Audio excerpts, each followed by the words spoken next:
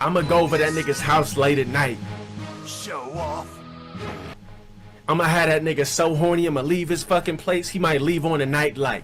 Blue balls when I go over there and spit it. Yo, what's up to all the ants out there? It's your boy, the crispiest wrong, the most obsessed stalker, Syrup Ant, coming back at you with another Raw Reacts, guys.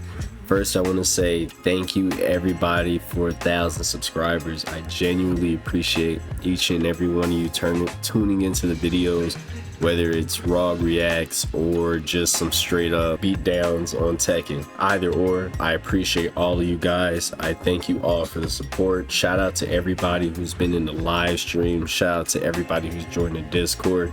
Trust and believe, guys, I got a lot more content coming over your way. But enough about all of that. Let's get started with the video we have on deck for today. We're going to be reacting to Sallow Dawn's video about Lancaster. A few might have seen this on stream, but I thought it'd be fun to make a little video about it and then look at some of the Lancaster reviews afterwards. But other than that, just want to give a big shout out to Sallow Dawn for making this masterpiece. And I also want to give a big shout out to all the people who have supported the channel. Other than that, let's get started, y'all. You know, I've been getting a lot of comments, fan mail, and hate mail along the lines of, come back to YouTube. Where have you been? Stay gone, bitch, nigga. The company remains undefeated. Stay gone if you know it's good for you. You know what's crazy, guys, is whenever I see Covenant members in my comments or in my live stream, I can never tell if they're actual Covenant members or if it's a Dale sock account, because they all try to copy the way the dude types and everything, right? But we all know that Dale is obsessed with the troll channels, be stalking High Calcium, be stalking Emo, so I wouldn't be surprised if it is him sending these shits. Where have I been, you ask? I've been house hunting. Specifically, I need a permanent residence near LA County. So like any reasonable person, I sought counsel from people on the internet I've never met in real life. They recommended I give Lancaster a shot, owing to its low cost of living relative to the rest of California, which is still absurd for the US. And when they further advised that an apartment complex called Casa de Lancaster is perfect for a ballin' YouTube streamer like myself, I called the management office and scheduled a tour. So, driving through this eastern side of Lancaster, one thing sticks out to me about the neighborhood right away. It's a shithole. It takes me back to my childhood in Bushwick, and not simply because of demographics. In my drive, I saw no fewer than 5 people drugged out of their minds. Just dilapidated.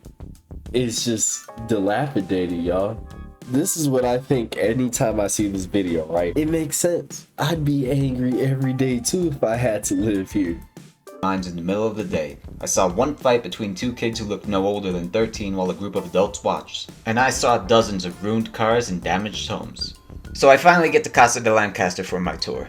A few things stand out before I even get to the manager's office. One, the house directly across the street is another badly damaged one, complete with a busted garage door. That's great for property value. 2, the house next door is a spacious lot with gates on both sides, but it's a really odd property. The one-story layout is suboptimal at best, and the window AC shows it lacks central conditioning. I get into the manager's office. He's a nice enough fellow and permits me to film any of the area I wish to for a video, but also requests I don't record him. Fair enough. He informs me that there are 60 apartments, rent-controlled, low-income housing.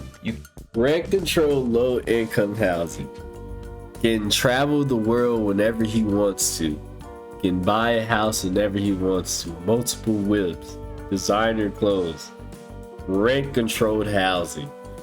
Make it make sense. There's absolutely no way you can continuously claim that you're balling and you live here, bro. There's 1 + 1 is not adding up here, man. Guys, think about that. You're constantly saying that you have enough money to do whatever you want. You have enough money to make all the moves that you want, but you will purposely live here. You will purposely be a Lancaster millionaire. For what reason? It makes absolutely no sense. These are the type of places that you are forced to live if you're in a bad financial spot or just a bad spot in your life in general. There's nothing wrong with that. But to constantly say that you got money and you can buy a house whenever you want to, you got multiple cars. Can't live here if your household makes over a certain amount of money. As of the time of our conversation, that was 50k USD per year for a single bloke and around 80k for one with dependents. This is verified by reported income on tax forms. A wildly successful streamer like... So you can't live here if you're making over the amount Sallow Dawn said. So either A, you not balling like that, or B, you're lying to the feds. And either of those ain't good, buddy. You should know. You've had your run-in with the feds already, so you should know. myself should be precluded unless I'm willing to lie to the IRS, Exactly. which is always a great idea. He also told me the units were built in 1984. Great year. There's a 2-pet limit, 20-pound limit for dogs, and the pet deposit is $200 each. The units rent for $950 a month to upwards of $1,400 a month, cheap for the area, and additional tenants are supposed to be added to lease agreements, but most people don't bother and keep their heads down. I'm interested in renting a 2-story, 2-bedroom here. Look at this, y'all. Look at the floor plan for this. This guy spends all day here.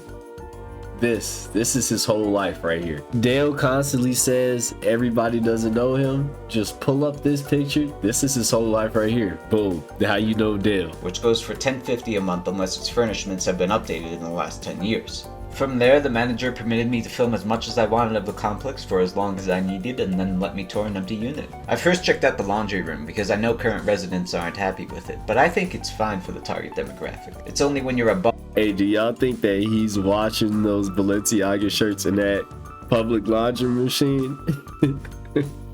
Or do you think he just keeps them in the house and sprays some Febreze on them? balling full-time YouTube streamer who's got the bag, again, myself, that you get to the level where you might want better machines you don't have to pay in quarters for, especially with Biden inflation. I spoke to a female resident who told me women's panties sometimes go missing and that she reported an awkward tall fellow whom she suspected of stealing hers. I personally couldn't be doing laundry here knowing such a person exists. You know, we know he's joking, but if we found out that that was true, I don't think any of us would be surprised now when we Next, I checked out the pool, which was unfortunately closed due to acquired immunodeficiency syndrome. That's a good call. It appeared unsanitary, which is probably because there are a lot of kids in the area. Still, this is a high desert area, so having the option of a pool and hot tub isn't without merit. You can't put a price on water out here. But an even greater flex than that is installing sprinklers under the artificial turf that's everywhere. Graced by the... Alright, so this might sound dramatic, y'all, but if you had to wake up and see something like this every day, you'd be mad too, man. I'd be mad. To see, you can't even have real grass. If somebody tells you to go touch grass, you can't even touch real grass, man. And on top of that, you sit there watering the fake grass. Would that not have y'all rogging out every day too? waste. That brings me to the complex's layout itself. Its lack of uniformity is interesting if nothing else. You have what you would typically expect of a complex, hallways that lead to the front doors of the tenants. But none of the hallways is enclosed, and atypically other apartments are set up condominium style and townhome style with no hallways at all and even multiple floors. Having no enclosed entrances does well to grant a sense of openness despite the apartments being so tightly packed together, and the imbalances between units makes the place inherently less dull. One has to wonder if there isn't something of a class divide between the hallway apartments and townhome style units. This arrangement, combined with the brick wall that separates the parking lot from the living area, grants simultaneous sentiments of openness and protection. Speaking of the parking lot, each apartment gets 2 covered carport spots. There are no private enclosures. You'd probably want one because you're not allowed to back into any of the spots. That usually indicates bad drivers, so I took a quick scan of the cars in these public spots. Yeah, there are some bad drivers here. Also, no shortage of vanity plates, like this guy. Guys, that's the wrong mobile. There it is. That's the $66,000 wrong mobile. What is that, a stock Charger, if I'm right? Okay, alright, let me put this in perspective for everybody. Imagine leaving your apartment and having to see the reason why you're in so much debt every day, guys.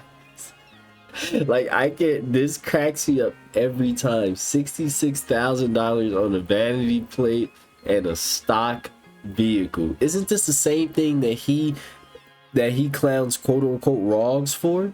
Is this not the same thing? You have to look at this investment of money every time you want to go to the gym, every time you want to go to the grocery store. You gotta look at this. This is the reason why you're living in Lancaster. This is the reason why you can't get that house. This is the reason why you can't get out of debt. 121K in debt, and half of that is from this Rogmobile, y'all. Which is always a sign of low IQ. But I like this guy's Ford Focus. That was my first car. But last and not least, the apartments themselves. I specifically toured a 2-story townhome style apartment because that's what I was looking to rent. Most of the units haven't been updated, and like anything from 1984 and before, they really show their age. There are no dishwashers, no microwaves. These are actually a step back into time, guys. This is crazy. This is exactly how I would picture a townhouse in the 80s in like Compton or something, dude. Like, look at, you got the carpet here, like the designs, the brown. He can't escape. This is an actual blast from the past, guys. Obviously no washing machines or dryers, and the few appliances they do have, like this style of stove. Also, think about that. You went and bought a $66,000 car, and you don't even have a damn washer and dryer in your crib. Business major. Yeah, never mind. He knows best. He knows his priorities, right, guys? Are now illegal in this communist state. The cabinetry appears to be made out of cardboard. The layout is terribly cramped. Can you imagine defecating in this shower? But it's the little things about an apartment that give it character. This is where he was taking the shit at. Right here. Elena was probably sitting over here doing her makeup in the mirror, and he's squatting over the shower trying to play it off. The mismatching doorknobs, the doors that don't fit, the dilapidated walls, and my favorite, the pest problem. The traps and droppings clearly indicated. Hey, on top of the rats and mice, I heard that they got a real ant problem at Lancaster. Mice and roaches, and you know if one apartment has pests, they all do. Again, all the apartments have pests. And that sold me, because I got a cat that could really use some hunting, so I informed the owner that I intend to move in 2024. I really hope to make friends with all my new neighbors soon. Overall, I give Casa de Lancaster Apartments a perfect 5 stars out of 50. You know, at the end of the video was Sallow Dawn talking about how excited he would be to meet the neighbors. I decided that we should just take a look at the reviews and see if anybody in the neighborhood already had something good to say. Let's go ahead and read some of them, y'all. Let's start with the one 5 days ago. An absolute horrific, inexcusable, cunning, rambunctious living facility.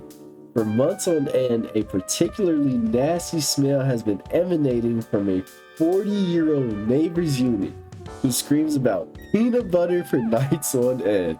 It has 1. Completely knocked me off my feet. 2. Decreased my quality of life. And 3. Has been an inexcusable occurrence for passerby neighbors like me. I do not care for peanut butter. I want this chocolate out. The ceilings with large cracks leak fluid with a scent like that of old bottled urine. As a result of this, it has made the entire floor stink. Their maintenance is literally as valuable as a summer ad. I'm just gonna stop them. He sealed up all his cracks. Maintenance kept coming back. Why? Because they keep smelling the urine. My favorite actor from Back to Bridgewood lives here. So cool that he's down to earth and lives in Section 8 housing. Good place for hustlers and aspiring actors like me, and immensely untouchable neighbors are the icing on the cake. I recommend living here. Hey, there goes our boy. Great place to stay. My only complaint is that the resident at 507 apartment 1 screams at the top of his lungs every night from the hours of 10 p.m. to 4 a.m. Dan Wilson, please stop talking about me, y'all. Big ups, Emo. Shout out. Every night. I love how you can immediately tell which apartment is his. Bro, that's the funniest thing. Like, you take one glance at it and you know. I keep hearing racist and homophobic slurs from a room above me, and it's disturbing the peace. It almost sounds like an ape screaming. This apartment is terrible if I have to keep hearing some random guy screaming his lungs out almost every single night. I'll be moving out soon because of this issue, as it is really hard to sleep unless I have headphones on, since the service is so god awful as I don't get a response. Until you gotta do something about the man yelling his lungs out each chance he gets, I am out to rent another home for myself.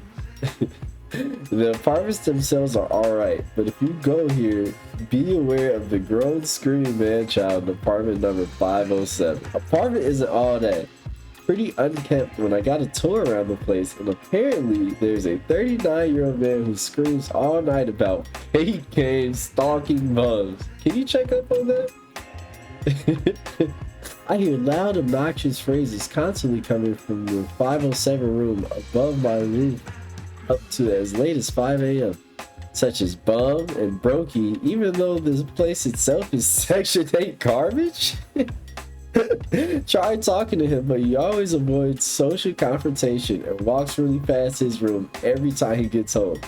Can't even get my own and my wife's laundry washed anymore either, since the same individual that lives in that 507 room constantly steals her lingerie and leaves bottles of urine out of the utility room and acts really awkward and socially inept every time we confront him regarding it.